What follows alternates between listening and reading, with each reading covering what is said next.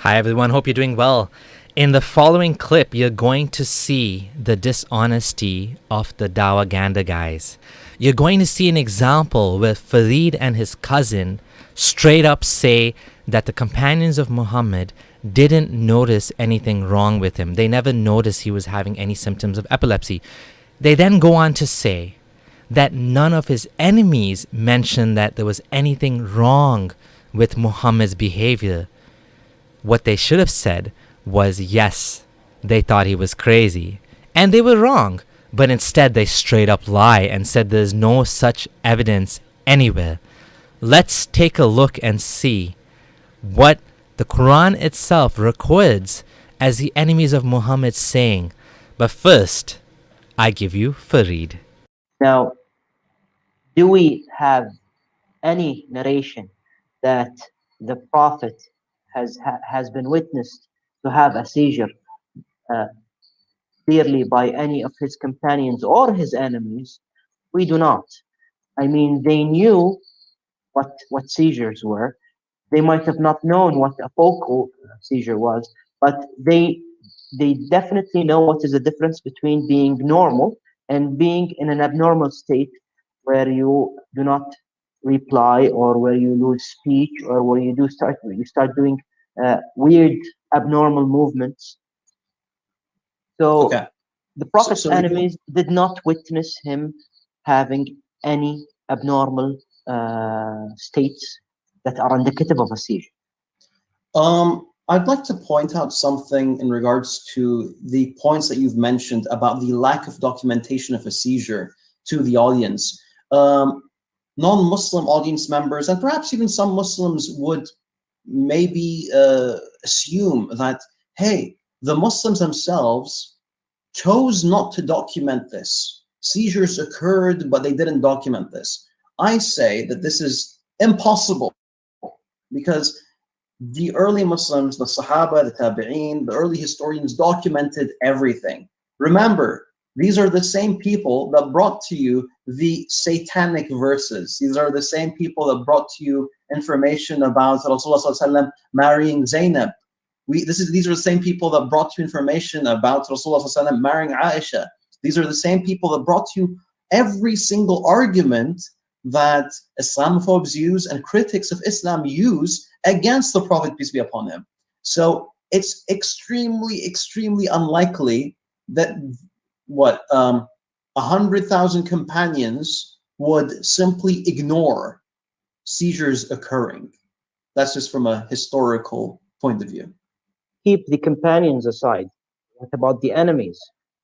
I Yes. mean, if he was an epileptic person, they would have used that as a very good propaganda against him. Yes, yes, you are correct.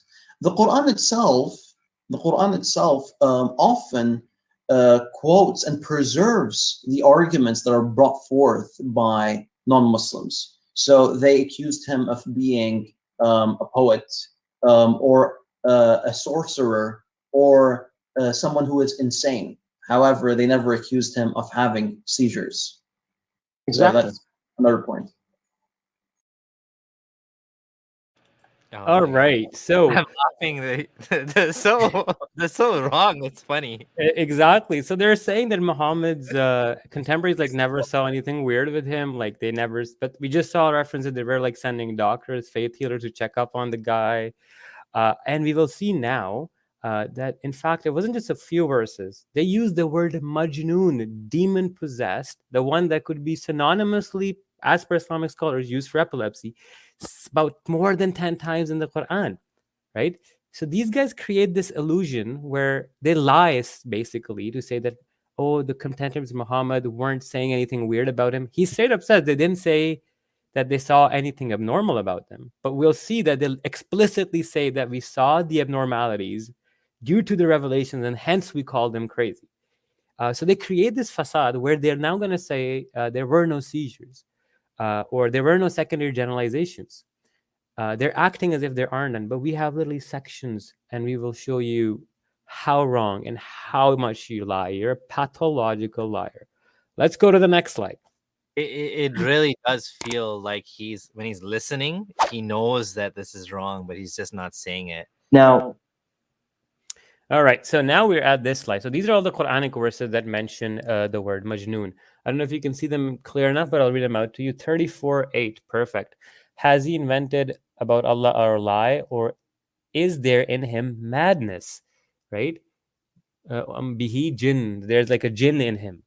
Is there a madness inflicted by him? That's what the verse. And we're going to go left to right, up and down. 44:14. They turn their backs on him, saying, he is tutored, he is possessed. The word here, majnoon, again, the same word for jinn possession as we talked about. 23:70, we see, why do they say he is possessed? Am yaquluna bihi jinn. Again, he has a jinn in him or something. Has he brought them the truth and most of them hate it? And 68:2. Now, Surah 68 is actually the second surah that was revealed according to many hadith. Now, in the second surah alone, the second verse says, your Lord's grace does not make you prophet a madman. So from the get-go, people were noticing this about him. And again, the word used here is ma anta bi ni'mati rabbika bi majnoon, that you are majnoon, crazy, jinn afflicted. Some say muddled dreams, others say he made it up, yet others say he's just a poet. Let him show us a sign. So a lot of times they would use the kahin, crazy poet, as a synonym for mad people. In 15:6, we say, receiver of this Quran, you are definitely mad. Like they were straight up calling him, you are crazy. Al-Zikru innaka la majnoon, that you are jinn afflicted, you're crazy. They are not the words of a poet, how little you believe in. It's a continuation. This next verse says, nor the words of a soothsayer, how little you reflect.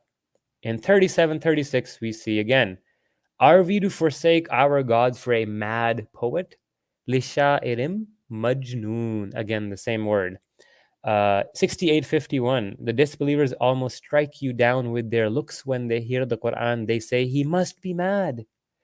لَيَقُولُونَ إِنَّهُ لَمَجْنُونَ. Again, say the Prophet, I advise you to do one thing only, stand before God in pairs or single and think there is no sign of madness in your companion. He is only for warning you before severe suffering arrives.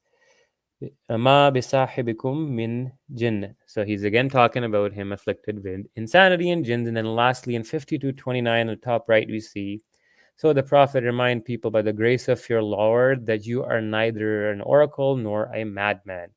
Bikahini wala majnoon. Again, Muhammad is being labeled as crazy. As explicit as the Meccans could have gotten in their descriptions, calling him crazy, the same word majnoon that Muslim scholars say can be used to refer to epilepsy. The black woman might have used that words as well.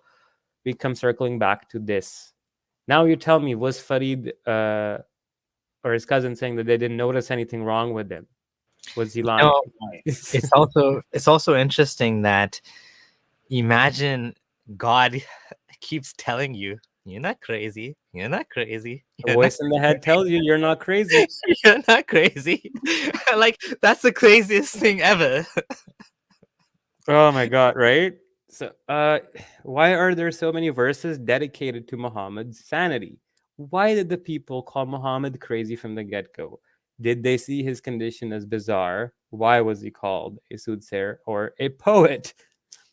Next slide, you will see another interesting bit. Remember, Farid's cousin said that they never noticed anything abnormal about him? In one of those verses, if you look up Tafsir of Razi 7:184 and of Tafsir of 15:6, he straight up says the Prophet would be enveloped in a strange condition whilst receiving revelation. His face would change, become pale, and his condition would resemble swooning or fainting.